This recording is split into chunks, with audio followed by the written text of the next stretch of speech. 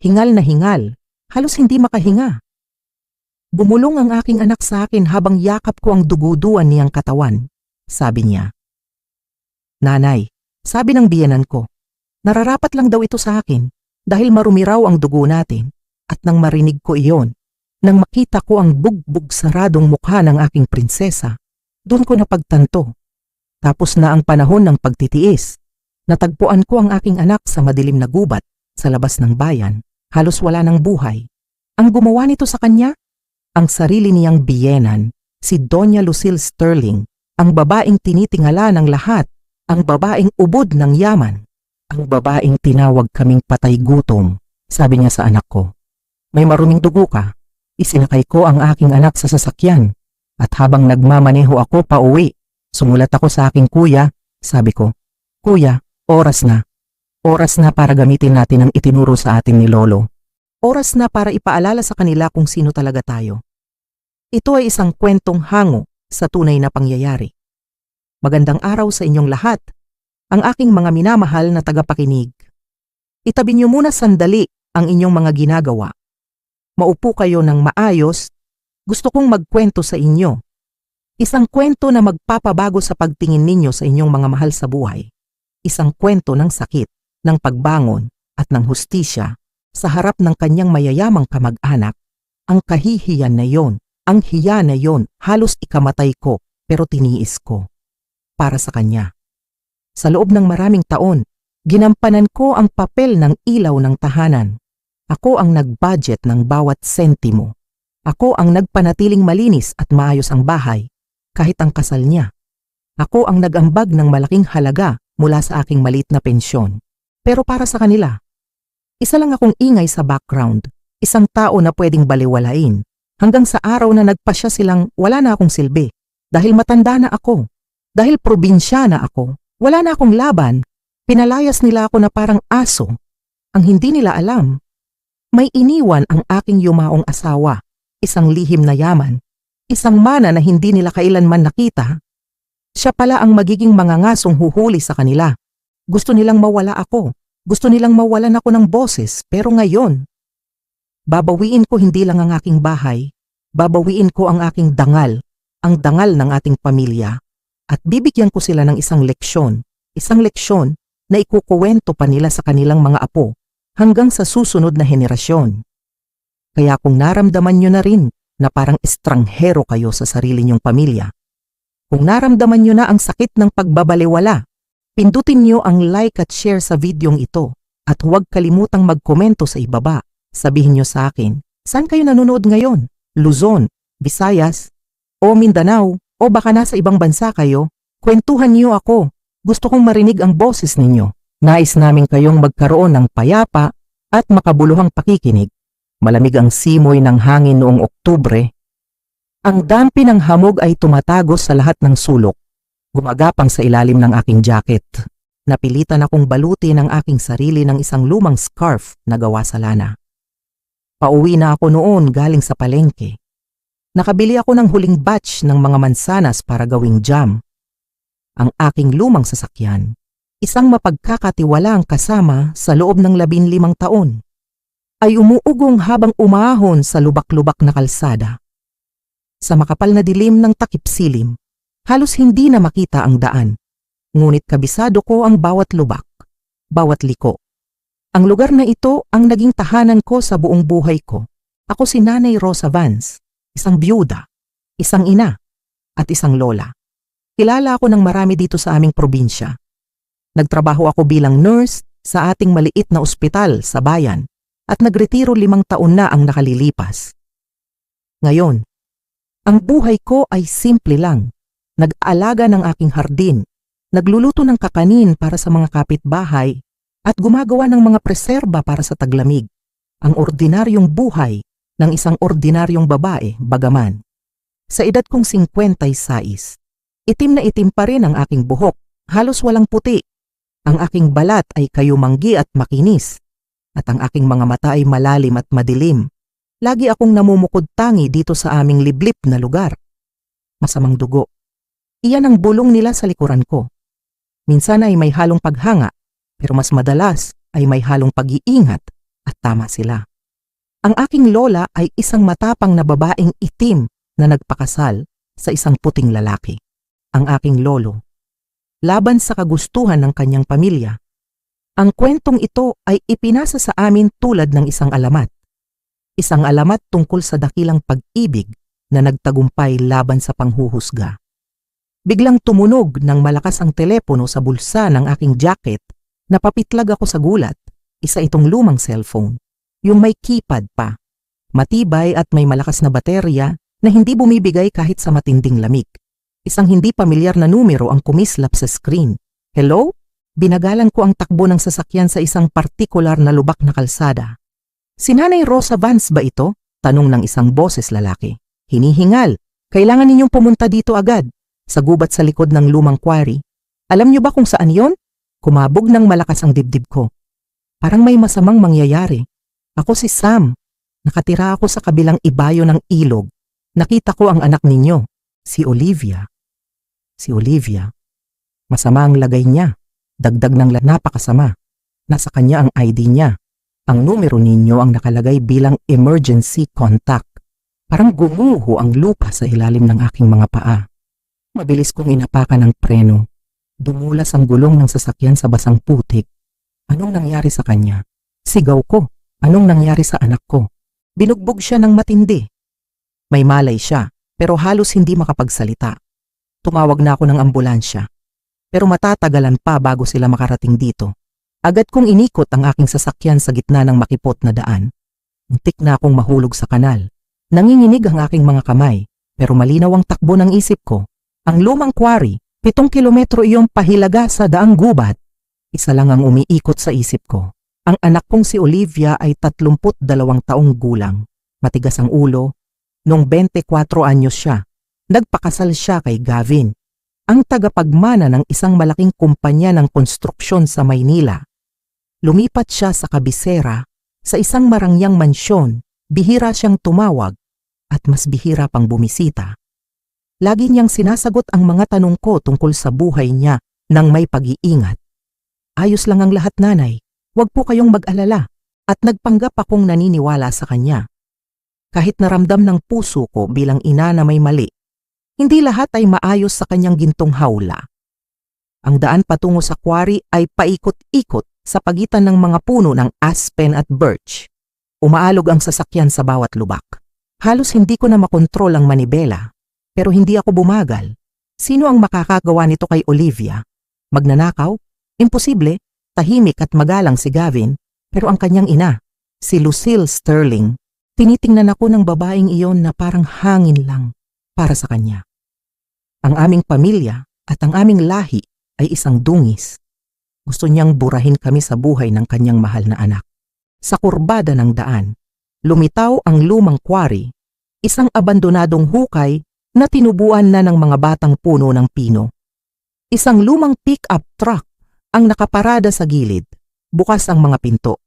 Isang lalaking nasa middle age, nakasuot ng camouflage na jacket. Ang di mapakaling naglalakad-lakad sa tabi nito. Pumreno ako ng malakas. Nakalimutan ko pang patayin ang makina. Doon, itinuro niya ang direksyon ng gubat, mga 100 metro. Nilagyan ko siya ng jacket at iniwanan ko ng termos ng tsaa. Gusto ko sana siyang buhatin, pero natakot ako. Baka may mga bali siya sa buto. Tumakbo ako sa direksyong itinuro niya. Kumampas ang mga sanga sa mukha ko. Nadapa, may nakita akong mapusyaw na kulay sa pagitan ng mga puno. Sa una, hindi ko siya nakilala. Namamaga ang mukha niya. Ang kanyang mapusyaw na Amerikana na galing sa mamahaling designer ay naging maruming basahan na lang, tulad ng ginagawa niya noong bata pa siya kapag may sakit. Olivia. Anak. Iminulat niya ng bahagya ang kanyang mga mata. Ang isa ay halos sarado na sa pamamaga. Nanginginig ang kanyang mga labi sa isang mahinang ngiti na agad napalitan ng sakit. Dahan-dahan kong hinaplos ang kanyang ulo. Parating na ang ambulansya. Kapit lang anak. Kapit lang. Sinubukan niyang umupo, pero dumaing siya sa sakit. Napansin ko ang isang braso niya ay nakabali sa hindi natural na posisyon. Bali ang buto.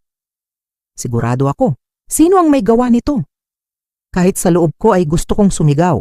Tinulungan ko siyang uminom mula sa termos na iniwan ng mga ngaso. Tila nagbigay lakas sa kanya ang mainit na tsaa. Lucille Sterling. Bulong niya. Sobrang hina, halos hindi ko marinig. Ang biyenan mo, hindi ako makapaniwala sa narinig ko. Tumango si Olivia. Namimilipit sa sakit. Isang kahihiyan daw ako sa pamilya nila. May kung anong naputol sa loob ko. Isang galit na hindi ko pa naramdaman noon ang bumaha sa buong pagkatao ko. Alam kong hinahamak kami ni Lucille. Hinahamak ang mga taong tulad namin. Pero ang bugbugin ng isang walang laban na babae, hinawakan ni Olivia ang kamay ko ng mahigpit. Huwag sa ospital. May mga tao sila kahit saan. Umuwi na tayo. Hindi. Lagi siyang kakampi sa nanay niya. Natigilan ako. Hindi siya protektahan ng asawa niya mula sa sarili nitong ina. Kahibangan ito. Tapos naalala ko si Lolo Nick, isang lalaking may bakal na kalooban at matalas na paningin. Madalas niyang sabihin, Rosa. Sa sandaling iyon, narinig ko ang wangwang ng sirena sa di kalayuan, ang ambulansya. Anong nangyari, Olivia? Bakit niya ito ginawa? Lumunok ang anak ko, iniinda ang sakit. Nagnanakaw siya ng pera sa Charity Foundation. Milyon-milyong piso na para sana sa mga batang may sakit. Hirap na hirap siyang magsalita sa bawat salita. Diretsahan ko siyang tinanong, namutla siya. Tapos inaya niya akong pumunta sa labas ng bayan para tingnan daw ang bagong lupa. Sabi niya, ipapaliwanag niya ang lahat. Unti-unting nabubuo ang larawan sa isip ko. May natuklas ang baho si Olivia. Ang direktor ng malaking charity foundation ay nagpasyang iligpit ang isang saksi na sagabal sa kanya. Sino ang gumawa? Mga bayarang tao o siya mismo? Siya mismo, bulong ni Olivia. Dinala niya ako dito gamit ang SUV niya. Walang maniniwala sa akin. Palapit na ng palapit ang sirena. Darating na ang mga medik. Ang tamang gawin ay ipadala ang anak ko sa ospital. Tumawag ng pulis. Magsampa ng kaso. Pero kung totoong ganun kalakas ang koneksyon ng pamilya ng asawa niya, kung kakampi si Gavin sa ina niya, kaya nilang patahimikin si Olivia habang buhay. Biglang dumating ang desisyon. Nakita ba ng mga ngaso kung sino ang nagdala sa'yo dito? Tanong ko. Hindi. Umalis na siya. Pinilit kong tumayo at tumakbo pabalik sa daan. Nakasandal sa kanyang truck at naninigarilyo. Nilapitan ko siya. Sam, tama ba? Hindi. Aksidente ko lang siyang nakita. Madilim na noo, mabilis akong nagsalita, takot na maunahan ako ng ambulansya. Nasa panganib ang anak ko. Usaping pamilya ito. Iuuwi ko siya. Ako na ang gagamot sa kanya. Isa akong nurse. Kumunot ang noo niya. Tumingin sa akin ng may pagdududa. Mrs., baka may internal bleeding siya. Biyenan niya ang may gawa nito. May connection siya kahit saan, pati sa ospital. Kapag dinala doon si Olivia, patahimikin nila siya o mas malala pa. Pagkatapos ay napalitan ito ng pagkaunawa. Gusto mong sabihin ko sa mga medic na false alarm na nagkamali ka lang at nakuha mo na ang anak mo. Matagal niya akong tinitigan. Pagkatapos ay tumango. Ramdam kong hindi ka nagsisinungaling. Nurse ako ng 3 dekada. Tumango siya ulit. Pagkatapos ay pinagpag ang kanyang deyakit. Puntahan mo na ang anak mo. Hawakan ko ang kamay niya bilang pasasalamat at tumakbo pabalik kay Olivia. Ang wangwang ng sirena ay palakas na ng palakas. Tara na anak, pupunta na tayo sa sasakyan ngayon. Nagsinungaling ako. Hindi siya tumutol. Dahan-dahan ko siyang tinulungan tumayo. Inakbayan ko ang malusog niyang braso sa balikat ko. Dumaing si Olivia sa sakit, pero humakbang siya, nakasandal sa akin. Mabagal kaming naglakad patungo sa daan. Iniwasan namin ang pwesto kung saan naiwan ang mga ngaso. Sa pagitan ng mga puno, nakarating kami sa lumang sasakyan ko. Ikinabit ang seatbelt. Umikot ako. Hindi ko binuksan ang ilaw hanggang sa makalayo kami ng sapat mula sa quarry. Ligtas na tayo. Pumikit si Olivia. Nakasandal sa upuan, sa dim light ng dashboard. Nanay, may iisipin tayong paraan. Sinubukan kong maging matatag ang boses ko. Kahit sa loob ko ay nanginginig ako sa takot at galit. Ang mahalaga ay buhay ka. Nanay, may ebidensya ako, sabi niya ng matigas. Nakuhaan ko ng litrato sa cellphone ko bago kami umalis. Lumundag ang puso ko. Hindi niya kinuha. Siguro inisip niya na magmumukhang robbery ang nangyari. Tumango ako. Malinaw na ang takbo ng isip ko ngayon. Kailangan naming itago si Olivia sa lugar na hindi nila hahanapin, gamutin ang mga sugat niya, at kontakin ang taong makakatulong sa sitwasyong ito. Isang imahe ang lumitaw sa isip ko. Si Kuya Marcus, ang aking nakatatandang kapatid, dating militar, matibay parang bato. Nakatira siya sa kabilang probinsya. Nagtatrabaho sa isang private security firm, at di tulad ko, hindi niya kinalimutan ang mga skills na itinuro ni Lolo. Olivia, kailangan mong sabihin sa akin ang lahat mula sa simula. Pero una, tumango siya ng mahina, yung nagturo sa akin gumamit ng tirador. Siya nga. Pinilit kong ngumiti. Tutulungan niya tayo. Nagmaneho kami sa dilim sa mga liblib na daan. Sa unahan ay ang aking bahay, gawa sa kahoy, luma pero matibay, at sa atik, sa ilalim ng makapal na alikabok, nakatayo ang isang baul na dinala namin ng kuya ko matapos mamatay si Lolo. Isang baul na may mga gamit na mas magagamit ngayon kaysa sa inakala ko sa loob ng mahabang panahon. Kinuha ko ang cellphone ko at habang nagmamaneho, nag-type ako ng mensahe sa kapatid ko. Kuya Marcus, nakarating kami sa aking bahay sa dulo ng baryo nang tuluyan ng bumagsak ang gabi.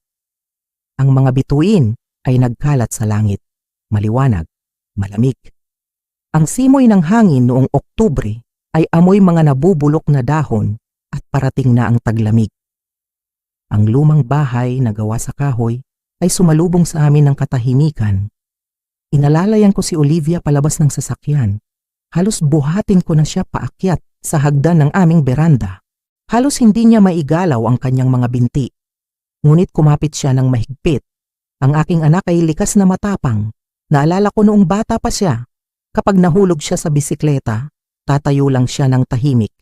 Papahirin ang dumi sa tuhod at sasakay muli. Pero ngayon, kahit ang katapangan niya ay sinusubok ng tadhana. Sandali lang anak, sandali lang. Pinaupo ko siya sa sofa sa sala at nagmadali akong pumunta sa fireplace. Maginaw sa loob ng bahay. Umalis ako kaninang umaga at hindi ko na nagawang magpaapoy. Mabilis akong nagsindi ng apoy gamit ang mga tuyong kahoy at troso, hindi nagtagal. Naghahatid ng liwanag sa namumutlang mukha ng aking anak. Tingnan natin ang mga sugat mo. Sa maliwanag na ilaw, mas lalong nakakatakot ang itsura ni Olivia. Ang pasa sa ilalim ng kanyang mata ay mabilis na nangingitim, putok ang kanyang labi. May malalim na gasgas sa kanyang pisngi. Maingat kong tinulungan siyang hubarin ang kanyang maruming coat. Bawat galaw ay nagdudulot sa kanya ng daing sa ilalim ng kanyang manipis na blusa. Ang kanyang kanang braso ay nakabitin ng walang lakas. Bali ang buto. Malamang ay simple fracture lang, walang butong lumabas. Kailangan lang itong lagyan ng suporta. Ang aking first aid kit ay kumpleto sa gamit. Ang 3 dekadang pagtatrabaho bilang nurse sa baryo ay hindi nasayang. Ginamot ko ang lahat ng nakikitang sugat gamit ang panlinis, nilagyan ko ng splint ang kanyang pulso. Salamat nanay. Mapait akong napangiti. Alam ko nga ba, ang nag-iisa kong anak ay nakahiga sa harap ko, bugbog sarado, wasak. At ang kaaway namin ay hindi lang kung sinong tambay sa kanto. Ang kaaway namin ay isang makapangyarihang negosyante na may malawak na koneksyon. Ano ang laban ko sa pera at impluensya niya? Naalala ko ang cellphone. Tinuro ni Olivia ang kanyang bag. Isang mamahaling bag na gawa sa leather na may gintong palamuti sa loob. Nakita ko ang pinakabagong modelo ng iPhone na may basag na case. Sabi ni Olivia, ang taon kung kailan ka lumipat sa bahay na ito nanay.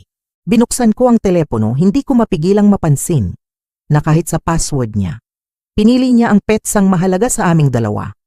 Sa kabila ng marangyang buhay sa mansyon ng kanyang asawa sa Forbes Park, hindi niya kinalimutan ang kanyang pinagmulan. Punta ka sa gallery, utos niya. Hanapin mo ang folder na may pangalang dokumento para kay Gavin. Nahanap ko ang folder, mga resibo ng pagbabayad. Sa unang tingin, mukha lang itong ordinaryong mga papel sa negosyo. Pero naintindihan ko na may nakitang mahalaga si Olivia dito.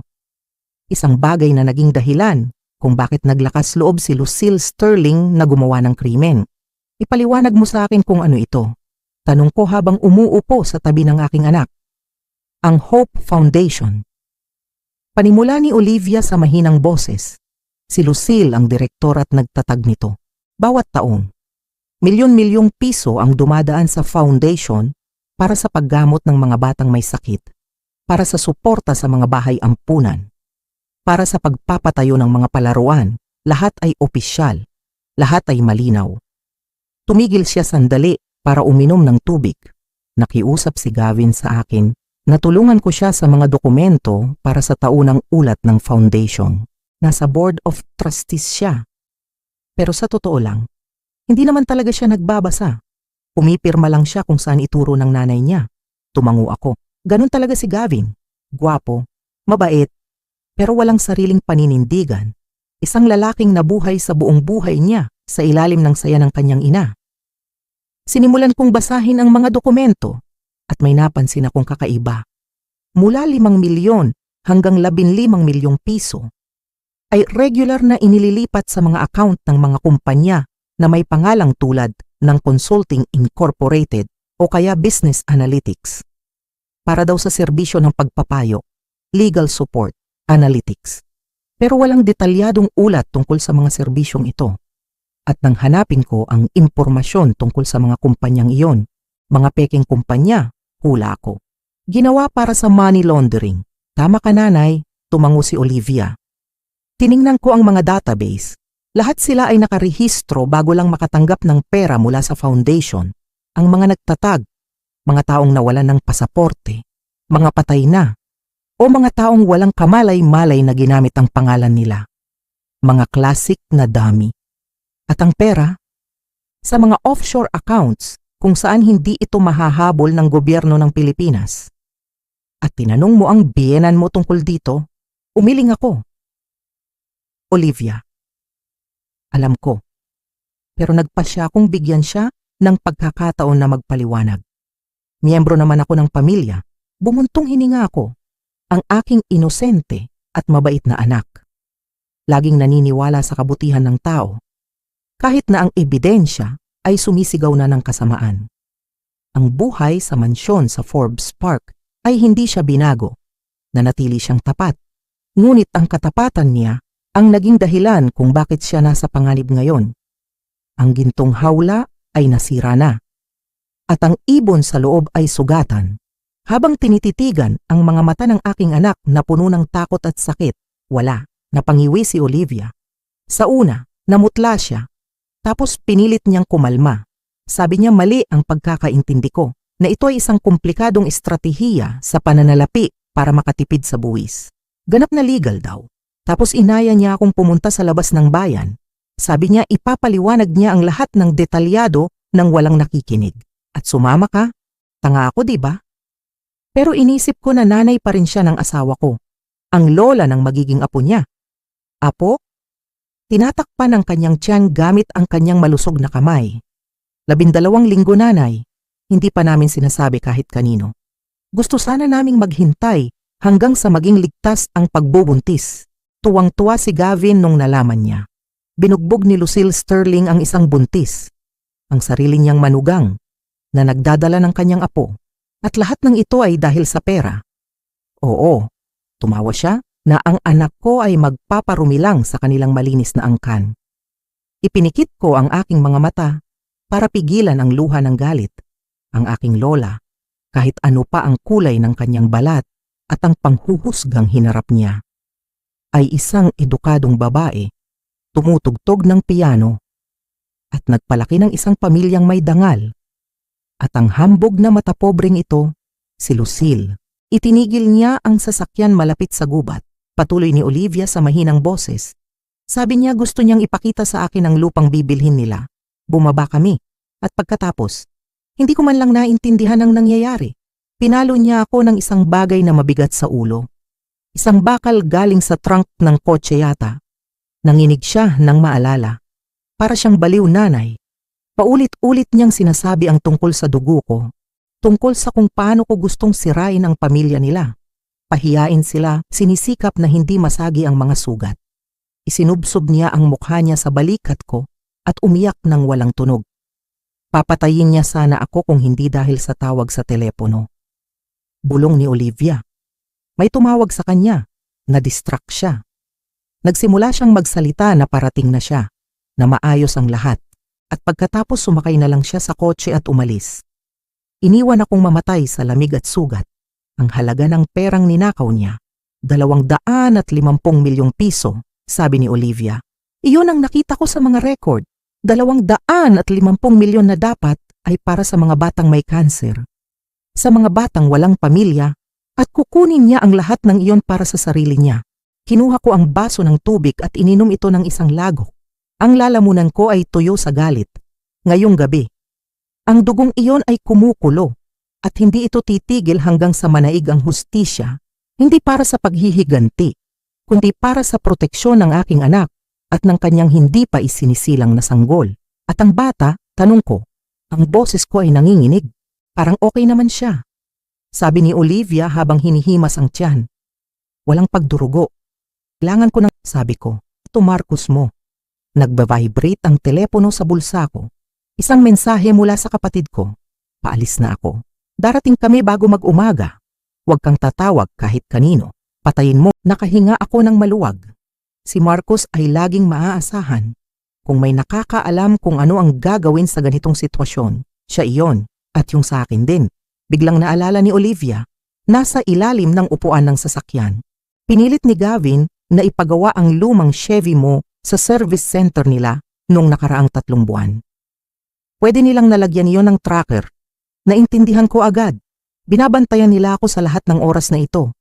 Alam nila kung saan ka nakatira. Hintayin mo ako dito. Tumayo ako at nagpunta sa pinto. Sa labas. Mas lalong lumamig. Ang mga bituin ay tila lalong kuminang sa madilim na langit.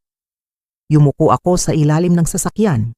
Inilawan ko ng flashlight ng telepono ang ilalim ng chassis.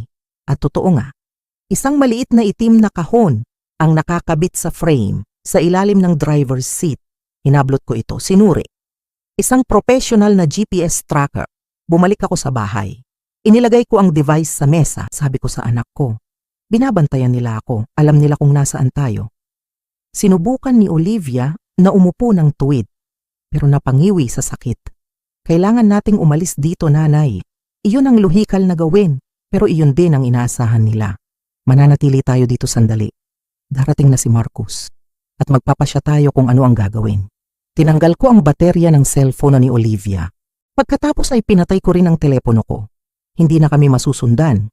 Pumunta ako sa lumang aparador at hinila ang pinakababang drawer. Kakailanganin natin ito. Mula sa ilalim ng tumpok ng mga lumang sweater, inilabas ko ang isang lumang holster na may baril. Ang serbisyo ng lolo ko na 1911 pistol na opisyal niyang inirehistro noong araw. Pinanatili kong valid ang lisensya nito. Kahit na hindi ko pa nailabas ang sandata ni minsan sa lahat ng taong ito. Marunong ka bang gumamit niyan? Nanlaki ang mga mata ni Olivia. Oo, tiningnan ko ang magazine, ang safety lock. Tinuruan ako ni Lolo at ni-refresh ni Marcus ang skills ko ilang taon na ang nakalilipas. Inilagay ko ang baril sa mesa sa tabi ng tracker. 2 simbolo ng aming bagong sitwasyon. Kami ay mga biktima. Sumandal si Olivia sa mga unan na inilagay ko sa likod niya. Ang mukha niya ay pagod na pagod. Pero may bagong lumitaw sa kanyang mga mata. Hindi lang takot, kundi determinasyon, sabi niya. Pwede nilang itanggi ang lahat, tutulong si Marcus. May mga kakilala siya na may access sa mga database. Kung masusundan natin ang galaw ng pera, hindi ganun kadali. Shell companies, kailangan ng oras at resources na wala tayo. Hindi. Edi, sa labas. Sa di kalayuan, sa isang marangyang mansyon sa pampang ng ilog. Nakaupo ang isang babae na nagtangkang pumatay sa aking anak, na humahamak sa amin dahil sa aming lahi, na nag-aakalang makakalusot siya dahil sa pera at koneksyon. Kwentuhan mo ako tungkol kay Lucille Sterling, utos ko, ang mga kinatatakutan niya. Hindi mo naman balak na saktan siya, di ba? Hindi tayo bababa sa antas niya. Pero kailangan nating maunawaan kung sino ang kinakalaban natin. Tinitigan ako ni Olivia ng matagal. Pagkatapos ay tumango. Takot siya sa iskandalo higit sa lahat. Panimula niya. Ang reputasyon niya ang kanyang Diyos, ang charity foundation, ang mga social project, ang mga interview sa magazine. Lahat ng iyon ay paraan niya para ipakita ang sarili sa magandang ilaw. Sa totoo lang, ang biyenan mong lalaki, Tumawa si Olivia ng mapait. Sa publiko, hiwalay na silang natutulog at hindi siya nakikialam sa mga gawain ng asawa niya. Basta ba hindi ito nagbibigay ng problema sa negosyo? At si Gavin, ang asawa mo? Ang mukha ni Olivia ay namilipit sa sakit. Nanay, mahal niya ako, alam ko yon. Pero lagi siyang kakampi sa nanay niya. 40 taong gulang na siya. Pero tumatawag pa rin siya sa nanay niya para itanong kung anong kurbata ang isusuot sa meeting. Hinawakan ko ang malusog niyang kamay. Oo, at doon tatapusin ni Lucille ang sinimulan niya. Isang mabigat na buntong hininga ang kumawala sa dibdib ko. Ang aking anak ay nahulog sa isang gintong hawla na hindi niya matakasan. Ngayon kailangan nating bumaling sa isang tao na hindi kayang patahimikin ni Lucille. Sabi ko nang malakas. Isang tao na kinatatakutan niya o hindi niya kayang kontrolin. Nag-isip si Olivia sandali. Pagkatapos ay nanlaki ang mga mata niya. Si Arthur Sterling, bulong niya, ang asawa niya. Kaya ni Lucille gawin ang lahat basta hindi maapektuhan ang negosyo. Pero kung ang iskandalo sa foundation ay lumabas, tatamaan ang reputasyon ng kumpanya at doon makikialam si Arthur. Tama, hindi siya ang pinakamabait na tao pero practical siya. Kung pipili sa pagitan ng asawa at negosyo, pipiliin niya ang negosyo. Pero paano natin siya makakausap? Siguradong napapalibutan siya ng mga security at sekretarya. Nasa akin ang personal number niya. Tinawagan siya ni Gavin sa harap ko minsan. Kabisado ko ang numero. Hindi ko akalain na magagamit ko ito, tumango ako. Pero una, tumingin ako sa orasan. May 6 na oras pa siya bago makarating. Kailangan mong magpahinga. Tinulungan ko ang aking anak na humiga ng mas komportable. Inayos ko ang mga unan. Bumibigat na ang kanyang mga talukap. Ang epekto ng gamot at ang pagod sa mga nakaraang oras ay nararamdaman na niya. Nanay, hinawakan niya ang kamay ko nang akmang aalis na ako sa kwarto. Salamat po, dahil hindi ka nagtanong kung bakit ako nagpakasal sa ganong kahinang lalaki. Mapait siyang ngumiti, dahil hindi mo sinabing binalaan mo na ako noon. Yumuko ako at hinalikan ang noo niya. Ang mahalaga ay ayusin nating ito bago mahuli ang lahat. Lumabas ako sa beranda. Malamig at maliwanag ang gabi. Ang tracker na tinanggal ko sa sasakyan ay gumagana pa rin. Kumikislap ang maliit na pulang ilaw. Inilagay ko ito sa isang tuod ng kahoy malapit sa bahay. Hayaan silang isipin na nandito ako. Hayaan silang pumunta. Magiging handa ako. Nagkatinginan kami ni Marcus. Pareho naming naintindihan kung gaano kadelikado ang pumunta sa lokal na ospital. Pero imposible ring iwan si Olivia na walang tulong medikal. May kaibigan akong doktor sa kabilang bayan. Sabi ni Marcus. Tinutukoy ang kanyang panahon sa serbisyo. Mapagkakatiwalaan siya. Salamat Tito Marcus. Sabi ni Olivia ng mahina. Tapos bigla siyang nanigas. Ang telepono, ipinakita ni Marcus ang mga bagong burner phone. Ito lang ang gagamitin natin. At tatawagan ko ang doktor mula sa payphone sa kabilang bayan. Lumapit siya sa bintana. Inangat ang gilid ng kurtina. Sabi niya habang sumisilip sa bukang liwayway. Masyadong bukas ang bahay. Ang gubat ay abot hanggang sa hilagang bahagi. Tamang-tama para sa pag-obserba at pag-atake. Pero saan tayo pupunta? Tumingin ako sa paligid ng kwarto nang may pagkalito. Hindi tayo pwedeng mag-hotel. Kailangan ng ID. Sa mga kaibigan, may hunting cabin si Lolo, sabi ni Marcus nang may pag-iisip. Mga 12 milya mula dito, malalim sa loob ng gubat. Naalala mo ba? Tumango ako. Isang maliit na kubo na gawa sa troso sa pampang ng lawa sa gubat kung saan kami dinadala ni Lolo para mangisda. 15 taon na akong hindi nakakapunta doon. Pero tandang-tanda ko pa ang lugar. Makararating lang doon sa pamamagitan ng paglalakad o gamit ang off-road vehicle. Patuloy ni Marcus, walang kalsada, mga daang gubat lang, tamang-tama para magtago. Pero si Olivia, hindi siya makakapaglakad. Gagamitin natin ang Chevy mo, desisyon niya. Iiwan lang natin ang tracker dito kung sakaling sinusundan nila ang sasakyang gamit ang satellite. At aalis tayo, mamayang takip silim para mahirap tayong makita. Sumangayon ako. Ang cabin ay malayo sa sibilisasyon. Walang maghahanap sa amin doon. Paano ang ebidensya? Tanong ni Olivia. Ang mga dokumento ng foundation, umupo si Marcos sa tabi niya at maingat na pinag-aralan ang mga larawan sa telepono. Impresibo, pero tama ka. Hindi ito sapat. Kailangan natin ng kumpirmasyon mula sa independent sources, bank statements, kumpirmasyon ng aktibidad ng mga shell company. May access ka ba sa mga ganong bagay? Tanong ni Olivia nang may pag-asa. Ngumiti si Marcos ng misteryoso. Hindi ako. Pero may mga kakilala ako na meron. Mga dating kasamahan sa squad na ngayon ay nagtatrabaho sa mga ahensya na may access sa mga database. Sa tamang halaga, matutulungan nila tayo. Nagkakalkula na ako sa isip ko kung magkano ang naipon ko. Huwag mong intindihin ang pera. Kumaway si Marcos. May ipon ako at ito ay investment sa kinabukasan ng pamilya natin. Inilabas niya ang isang laptop mula sa kanyang bag at binuksan ito. Offline ito. Paliwanag niya. Hindi direktang kumukonekta sa internet, ligtas.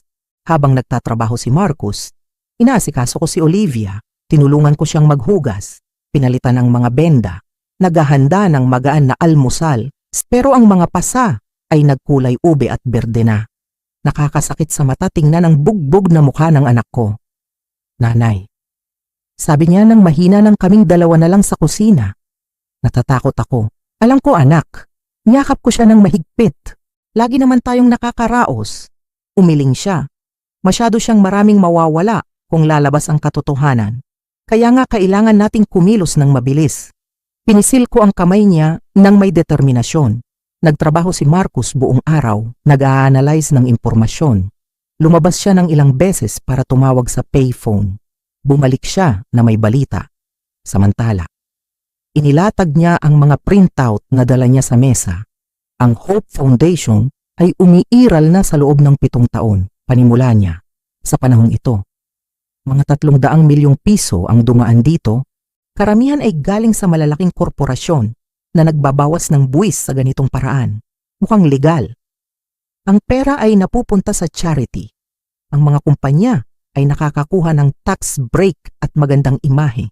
Pero sa totoo lang, tanong ko, sa totoo lang, mga 60% ng pondo ay napupunta sa wala. Tinuro ni Marcos ang isang diagram na ginuhit niya.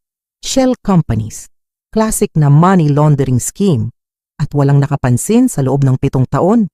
Hindi ako makapaniwala, may nakapansin, isang journalist ang nagsimulang mag-imbestiga. 1 buwan ang lumipas.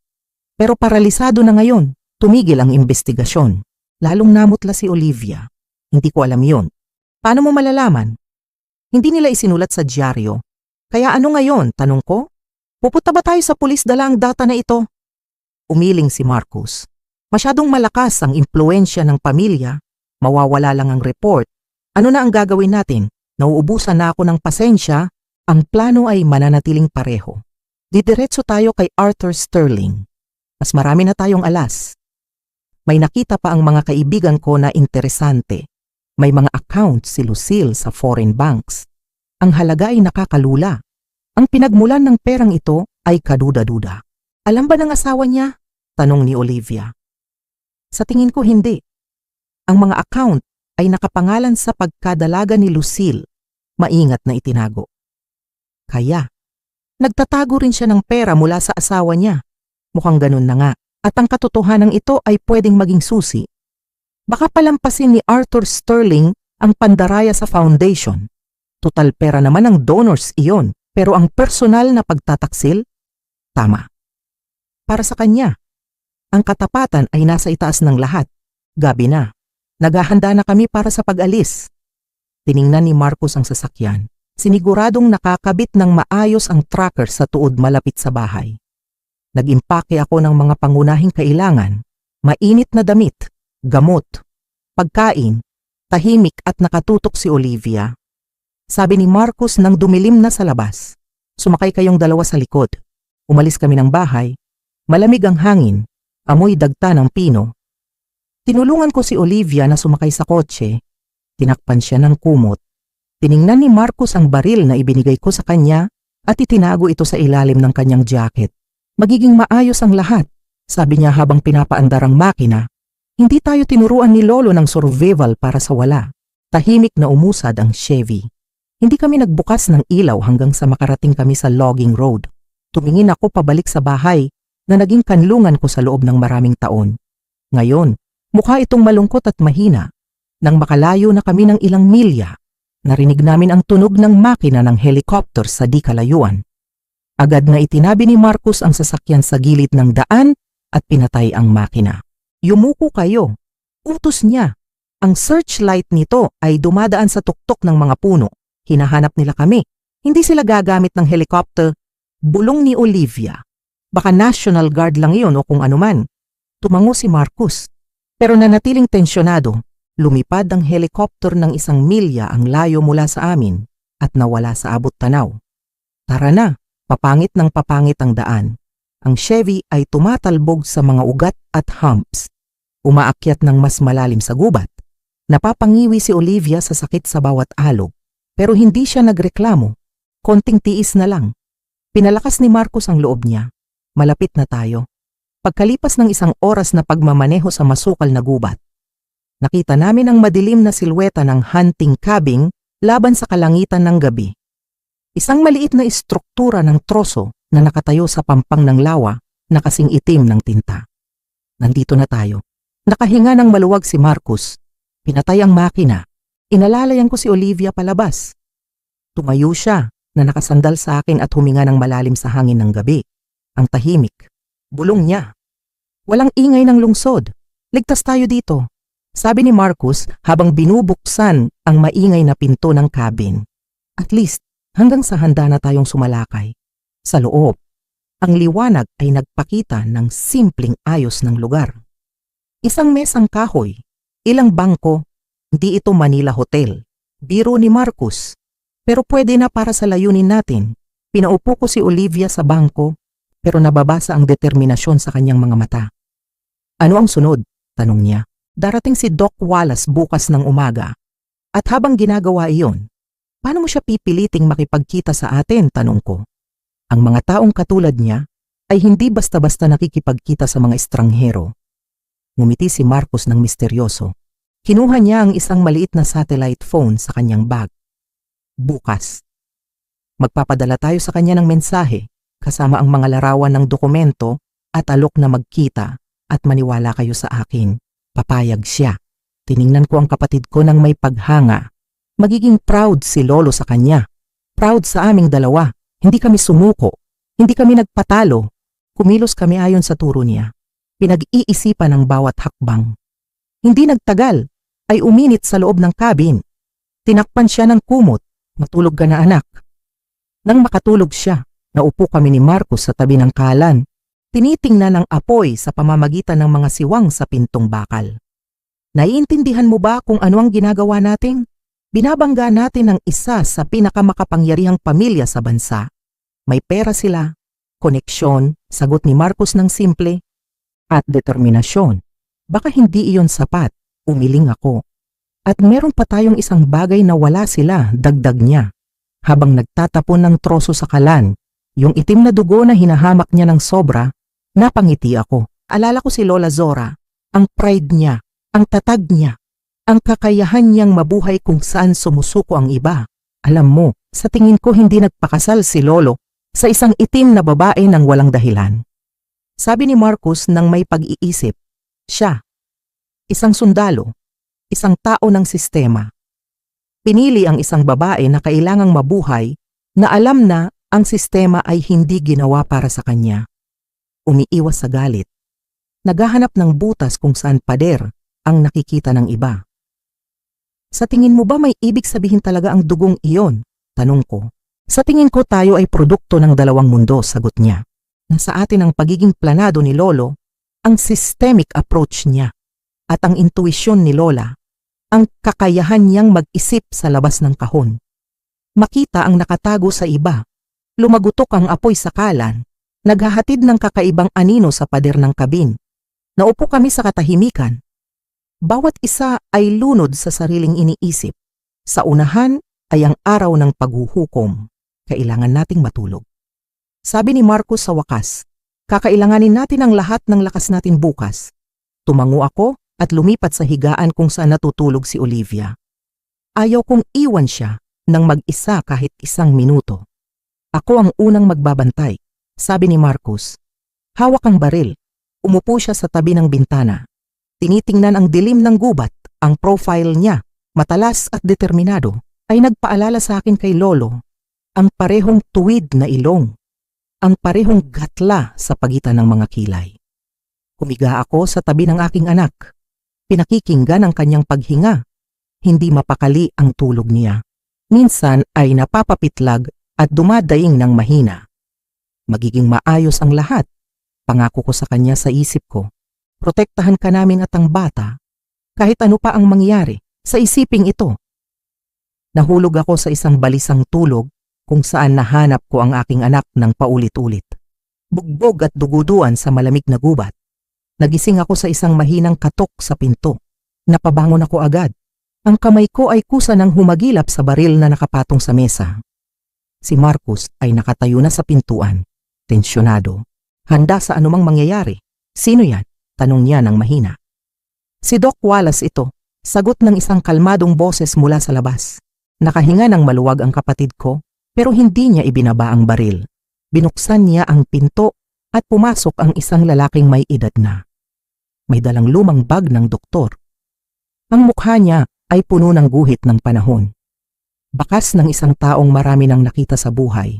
Salamat sa pagpunta, Wallace. Kinamayan siya ni Marcus. Agad na sinuri ng doktor si Olivia. Tahimik siya habang tinitingnan ang mga pasa ng anak ko. Chinek ang pulso, ang presyo ng dugo. Pagkatapos, inilabas niya ang isang maliit na portable ultrasound machine.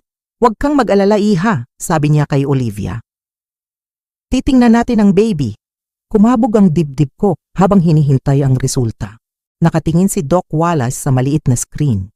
Seryoso ang mukha. Pagkatapos ng ilang sandaling parang napakatagal, ngumiti siya. May tibok ng puso, matatag. Hindi humiwalay ang inunan. Napakaswerte mo, iha. Ang bata ay matibay, tulad ng nanay niya. Napaiyak si Olivia sa ginhawa. Hinawakan ko ang kamay niya ng mahigpit.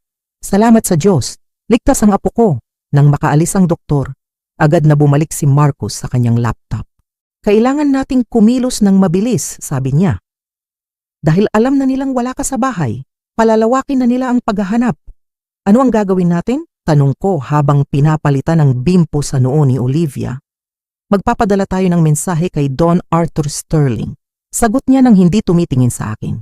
Ngayon din, nagtrabaho siya ng halos 1 oras. Maya-maya, ipinakita niya sa amin ang resulta. May nahanap ang mga kaibigan ko, sabi ni Marcus. At ito ang magpapabagsak sa kanya. Hindi lang pagnanakaw sa foundation ang ginagawa ni Lucille. Ano pa? Tanong ni Olivia. Tiningnan ako ni Marcus. Olivia. Tiningnan ako ni Marcus. Ang mukha niya ay may halong pagkamangha at pandidiri. Namumuhay, sabi ni Marcus, si Lucille Sterling. Ang babaeng napakalinis tingnan, ang babaeng humahamak sa atin, ay may itinatagong baho, may karelasyon siya. Isang lalaking kalahati ng edad niya. Manager ng isa sa mga hotel ng asawa niya. Napasinghap ako. Diyos ko? At hindi lang iyon. Dagdag ni Marcus, ang perang ninanakaw niya sa foundation, hindi niya lang basta itinatago. Inililipat niya ito sa isang joint account sa Cayman Islands. Account nilang 2 ng lalaki niya. At base sa mga flight record na nakuha namin, nagpaplano silang tumakas papuntang South America sa susunod na buwan. Iiwan niya si Arthur. Iiwan niya ang pamilya. Tatakbo tangay ang pera. Napailing ako. Ang lakas ng loob niyang tawagin kaming marumi samantalang siya. Siya ang gumagawa ng kawalang hiyaan sa sarili niyang pamilya. Ipapadala ko ito kay Arthur, sabi ni Marcus. Lahat, ang mga bank transfer. Ang mga litrato nila ng lalaki niya, ang plano ng pagtakas. At ang mga litrato ng bugbog mong muka, Olivia, isang email ang ipinadala. Maikli. Diretso. Walang paligoy-ligoy. Pandaraya sa Charity Foundation. Lihim na account sa ibang bansa. Pagtataksil. At pagtatangkang pumatay sa isang buntis. Hindi tayo humihingi ng pera. Paliwanag ni Marcus. Nag-aalok lang tayo ng pagpupulong mamayang 6:00 ng gabi. Sa Park Diner sa sentro ng lungsod. Bakit doon? Tanong ni Olivia. Dahil pampublikong lugar iyon, sagot ni Marcus. Hindi siya pwedeng gumawa ng masama sa atin doon. Maraming saksi at mas may advantage tayo. Kilala natin ang mukha niya pero hindi niya tayo kilala. Darating siya nang hindi nag-iisa. Sabi ko, sigurado ako dyan, alam ko. Ngumiti si Marcus. Kaya hindi rin ako pupunta ng mag-isa. May mga dating kasamahan ako sa army na pupwesto sa paligid. Dumating ang sagot pagkalipas ng 40 minuto. Darating ako, mag-isa. Iyon lang ang nakalagay. Napatingin ako sa labas ng bintana. Ang gubat ay tahimik. Pero alam kong sa gabing ito, magbabago ang lahat. Hawak namin ang mga alas. At oras na para ilatag ang mga baraha. Iniwan namin si Olivia sa cabin kasama ang baril at isang burner phone. Mahigpit ang bilin ni Marcus. Huwag bubuksan ang pinto kahit kanino maliban sa amin. Nagmaneho kami papunta sa lungsod. Tahimik ang biyahe. Bawat isa sa amin ay nag-iisip ng sasabihin. Iniisip ang magiging reaksyon ni Don Arthur. Ang Park Diner ay isang lumang kainan sa bayan. Cozy, tahimik. Pumasok kami ni Marcus 15 minuto bago ang usapan. Umupo kami sa isang sulok kung saan natatanaw ang buong lugar. Nandiyan na siya, bulong ni Marcus. Nakita ko si Don Arthur Sterling na pumasok. Agad ko siyang nakilala, matangkad. Puti na ang buhok sa may sentido, may aura ng kapangyarihan, pero mukha siyang pagod. Umupo siya sa isang mesa malapit sa bintana, mag-isa. Pero napansin ko ang dalawang lalaking nakabarong na pumasok kasunod niya at umupo sa kabilang mesa. Bodyguards, sabi na nga ba, ako ang mauuna, sabi ni Marcus. Sumunod ka pagkalipas ng 1 minuto. Nakita kong lumapit si Marcus sa mesa ni Don Arthur. Bahagyang tumayo ang mga bodyguard pero sumenyas si Arthur na huminto sila. Umupo si Marcus. Ilang sandali pa, lumapit na rin ako. Magandang gabi, Don Arthur. Sabi ko nang maupo ako sa tabi ng kapatid ko. Tinitigan niya ako, ang kanyang mga mata ay kulay abo. Malamig, walang emosyon. Parang sinusukat niya ang pagkatao ko.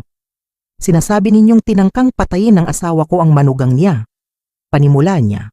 Seryosong paratang iyan. Nasaan ang ebidensya? Inilabas ko ang mga litrato ni Olivia. Ang mukha niyang puno ng pasa at dugo. Inilapag ko ito sa harap niya. Ito ang anak ko, ang manugang ninyo. Buntis siya sa apo ninyo. Kumibot ang mukha ni Don Arthur nang makita ang mga larawan. Pero mabilis niyang binawi ang sarili. Nanatiling kalmado. Nakakapanlumo ito, sabi niya. Pero paano niyo nasabing si Lucille ang may gawa? Inilabas ni Marcus ang voice recorder. Pinindot ang play. Ang boses ni Olivia, mahina, nanginginig sa sakit, ay pumuno sa pagitan namin. Dinala ko ni Lucille sa labas ng bayan. Sabi niya gusto niyang ipakita ang bagong lupa. Pinalo niya ako. Paulit-ulit niyang sinasabi na marumi ang dugo ko. Nakikinig si Don Arthur nang hindi gumagalaw. Nakatingin lang siya sa recorder. Pero nakita ko ang paghigpit ng hawak niya sa tasa ng kape. Namumuti ang kanyang mga kamao. Ano ang motibo? Tanong niya nang matapos ang recording. Bakit gagawin ng asawa ko iyon? Inilapag ko ang pangalawang folder. Ang asawa ninyo ay nagnanakaw sa Hope Foundation sa loob ng 7 taon, halos 250 milyong piso. Natuklasan ito ni Olivia. Binuksan ni Don Arthur ang folder. Tiningnan ang mga bank statement, ang mga pekeng kumpanya. Hindi nagbago ang ekspresyon ng mukha niya, pero nakita ko ang bahagyang panginginig ng kamay niya habang nililipat ang pahina. Totoo ba ito? Tanong niya. Totoo lahat yan, sagot ni Marcus. Na-verify na naming tumahimik siya ng matagal. Pagkatapos ay tumingin sa amin. Kung totoo ito, ano ang gusto ninyo, pera? Sabi ko nang madiin. At kaligtasan para sa anak ko at sa apo ko. Anong klaseng hustisya? Tumigas ang boses niya. Alam ninyo na kapag lumabas ito sa publiko, masisira ang negosyo na itinayo ko ng 3 dekada. Hustisya. Wala kaming pakialam sa negosyo ninyo, sagot ko. Wala kaming balak magpamidya. Ang gusto lang namin ay ilayo ninyo ang asawa ninyo sa pamilya namin. May isa pa kayong hawak. Sabi niya, alam ko. Hindi kayo makikipagkita ng ganito katapang kung wala. Tumango si Marcus. Inilabas ang huling folder. Ang alas. Ang asawa ninyo ay may ibang buhay, Don Arthur. May karelasyon siya. Si Paul Nichols. Ang manager ng Riviera Hotel ninyo. 3 taon na silang magkarelasyon. At ang perang ninakaw sa foundation, nasa joint account nila. At nagpaplano silang tumakas papuntang South America. Ito ang suntok na nagpabagsak sa kanya. Kinuha niya ang folder. Nakita ang mga litrato, ang mga flight ticket, nanigas ang mukha niya. Para siyang naging bato. Ang lalaking makapangyarihan ay biglang nagmukhang matanda at talunan. Isang pagtataksil na hindi mapapatawad ng isang lalaking tulad niya. Isinara niya ang folder. Ano ang gusto ninyong mangyari? Tanong niya. Ang boses ay pagod na pagod. Annulment para kay Olivia at Gavin, sabi ko. At sapat na kompensasyon para sa bata at si Lucille. Gusto naming mawala siya sa buhay namin habang buhay. Tumango si Don Arthur. Pumapayag ako, sabi niya. Pero sa isang kondisyon, ako ang bahalang magparusa kay Lucille sa paraang gusto ko. Nagkatinginan kami ni Marcus. Hindi niyo siya sasaktan pisikal? Tanong ko. Ayaw kong madamay kami sa krimen. Hindi. Umiling siya. Pero makukuha niya ang nararapat sa kanya. Maniwala kayo. Para kay Lucille. Ang mawalan ng yaman at status ay mas masakit pa sa kamatayan. Nagkamay kami. Isang kasunduan sa gitna ng aming magkaibang mundo. Sige, sabi ni Marcus. Asahan namin ang tawag ninyo. Tumayo si Don Arthur. Kinuha ang mga dokumento. Nasa ligtas na lugar ba si Olivia ngayon? Tanong niya. Oo, sagot ko. Mabuti. Sabi niya. Kukontakin ko kayo sa loob ng 3 araw. Umalis siya nang hindi lumilingon. Pero nakita ko ang bigat sa kanyang mga balikat. Ang bigat ng katotohanang ang babaeng kasama niya ng maraming taon ay isang ahas. 1 linggo ang lumipas. 7 mahahabang araw ng paghihintay at pangamba. Nanatili kami sa cabin sa gubat. Unti-unting gumaling si Olivia. Ang mga pasa ay naglaho. Ang sakit ng katawan ay nabawasan. Sa 3 araw, tumawag si Don Arthur. Nakipagkita si Marcus sa kanya sa lungsod at bumalik na may dalang makapal na sobre at balita. Wala na si Lucille Sterling. Sabi ni Marcus habang naglalagay ng kahoy sa kalan. Anong ibig mong sabihin? Tanong ni Olivia. Opisyal na pahayag ay nagpunta siya sa Switzerland para magpagamot, sabi ni Marcus. Pero ang totoo, binigyan siya ni Arthur ng pagpipilian. Kulungan dahil sa attempted murder at fraud. O kusang loob na pag-alis. Pinili niya ang pag-alis. Ipinatapon siya ni Arthur sa isang maliit na bayan sa South America. Binigyan lang siya ng sapat na pera para mabuhay ng simple. Walang luho, walang alahas, walang mga katulong. At ang kondisyon, hindi na siya pwedeng bumalik sa Pilipinas kailanman. At hindi na siya pwedeng makipag-ugnayan sa pamilya. At ang lalaki niya? Tanong ko. Tinanggal sa trabaho. Blacklisted sa lahat ng hotel sa buong Asia. Sinigurado ni Arthur na wala nang tatanggap sa kanya. Tumango ako. Isang parusang mas masahol pa sa kulungan para sa isang tulad ni Lucille. Ang mabuhay ng walang kinang, walang kapangyarihan, walang pumapansin. Inilapag ni Marcus ang sobre sa mesa at ito naman, sabi niya, ang annulment papers. Napirmahan na ni Gavin, mabilis na naiproseso dahil sa koneksyon ni Arthur. Kinuha ni Olivia ang mga papel. Nanginginig ang kamay. At ito ang tseke, dagdag ni Marcus. 50 milyong piso kompensasyon mula kay Arthur para sa kinabukasan ng bata at para sa katahimikan natin. 50 milyon. Isang halagang hindi ko pa nakita sa buong buhay ko. Pero alam kong kulang pa ito para bayaran ang sakit na dinanas ng anak ko. Ano ang reaksyon ni Gavin? Tanong ni Olivia ng mahina. Hindi niya alam ang buong katotohanan, sabi ni Marcus. Sinabi lang ni Arthur na nagnakaw ang nanay niya at kailangang umalis. At tungkol sa annulment, pumayag agad si Gavin. Mukhang matagal na rin niyang alam na hindi kayo para sa isa't isa. Napabuntong hininga si Olivia. Isang buntong hininga ng kalayaan. Wala na sila. Bulong niya. Wala na ang biyenan ko. Wala na ang asawa ko. Malaya na ako. Niyakap ko siya. Oo, anak. Malaya ka na. Mag-uumpisa tayo ulit. Bumili si Marcus ng isang bahay para sa amin. Isang magandang bahay sa kabilang bayan. Malayo sa gulo. Malapit sa kalikasan. Doon kami lumipat. Doon namin hinintay ang pagsilang ng bata. Tahimik ang buhay. Pero alam kong may isa pang kabanata ang hindi pa nasasara. Si Don Arthur, ang lolo ng bata.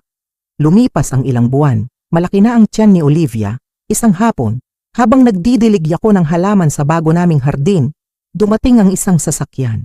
Isang simpleng sedan, walang bodyguard. Lumabas si Don Arthur. Iba na ang itsura niya.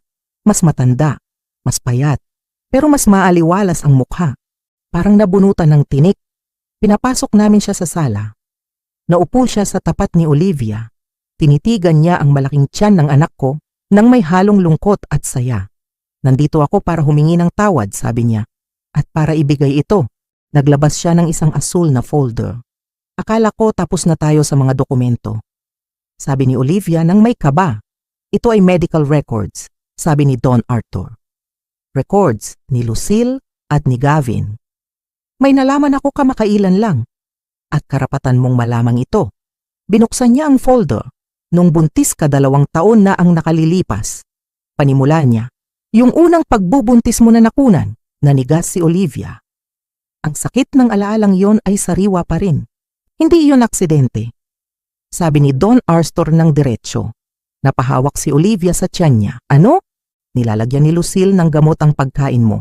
Gamot pampalaglag. Pinalalabas niyang vitamins. May nakita akong mga resibo. At inamin ito ng dati ninyong katulong nang kausapin siya ng investigador ko. Ayaw ni Lucille na magkaroon ng tagapagmana si Gavin noon dahil gusto pa niyang kontrolin ang kumpanya. Napasinghap ako. Diyos ko, napakasama niya. Demonyo siya. Umiyak si Olivia. Nanginginig ang buong katawan. Pero may mas masakit pa. Dagdag ni Don Arthur at ito ang dahilan kung bakit nandito ako. Para sabihin sa iyo na tama ang desisyon mong hiwalayan ng anak ko. Tumingin siya ng diretso sa mata ni Olivia.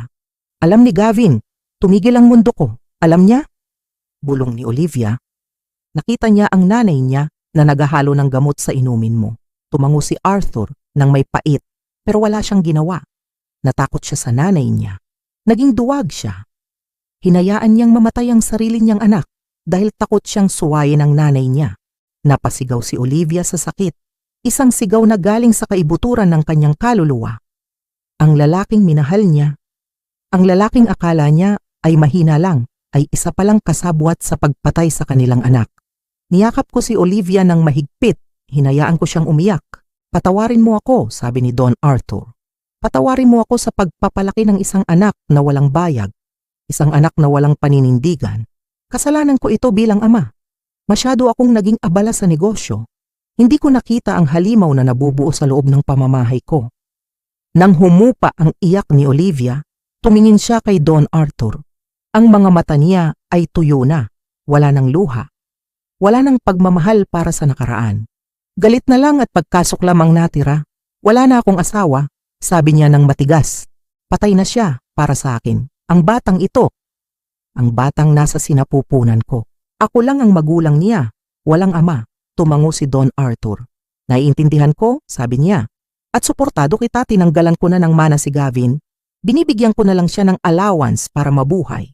Pero ang lahat ng ari-arian ko, ang kumpanya, ang lahat, ay mapupunta sa batang iyan, sa apo ko.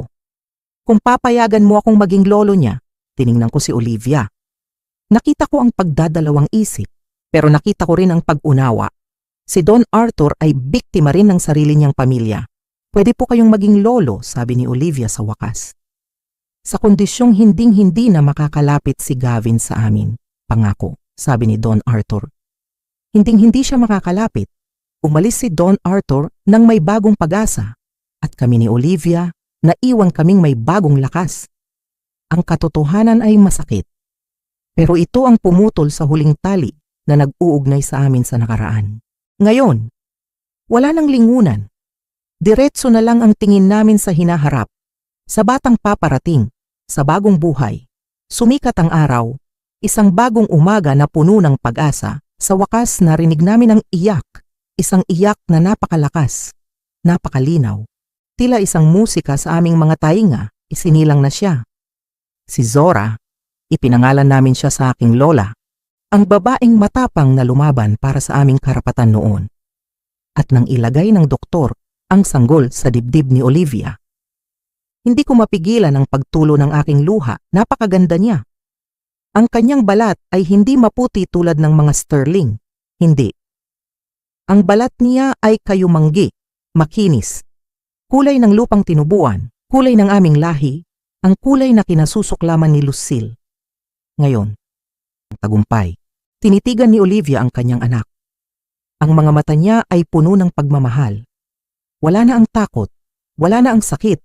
Ang nakikita ko na lang ay isang inang handang gawin ang lahat para sa kanyang anak. Dumating si Don Arthur ng hapong iyon.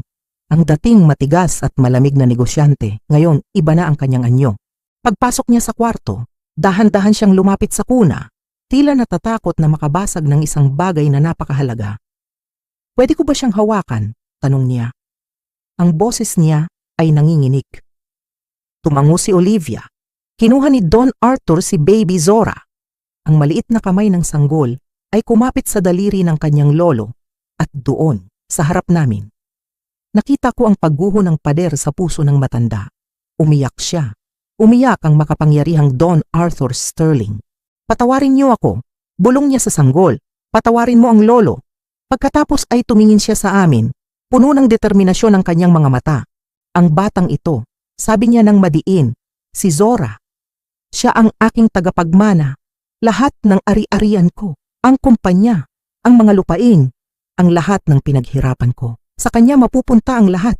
Binago ko na ang aking testamento. Walang makukuha si Gavin. Walang makukuha si Lucille. Ang kinabukasan ng mga Sterling ay nasa kamay na ng batang ito. Napatingin ako kay Marcus. Ngumiti ang kapatid ko at tinapik ang aking balikat ng gabing iyon. Habang natutulog ng mahimbing sina Olivia at Zora, naupo ako sa beranda ng aming bagong bahay. Tumingala ako sa mga bituin. Naalala ko ang sinabi ni Lucille noon. Marumi daw ang dugo namin, sabi niya. Wala kaming halaga. Pero tignan mo naman ang tadhana. Tignan mo ang gawa ng Diyos. Ang dugong tinawag niyang marumi. Ang dugong hinamak niya. Iyon pala ang dugong magliligtas sa kanyang pamilya mula sa tuluyang pagkasira. Ang dugong kayumanggi na nasa ugat ni Zora. Ito ngayon ang pundasyon ng isang bagong imperyo. Hindi ito maruming dugo.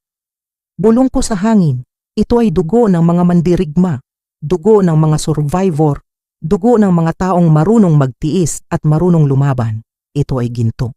Napangiti ako. Ang gintong hawla ay nawasak na. At mula sa mga abo nito, isang bagong pamilya ang nabuo. Pamilyang hindi nasusukat sa kulay ng balat, kundi sa tibay ng pagmamahal. Umihip ang hangin, payapa, panatag. Tapos na ang bagyo. Ito na ang aming bagong simula.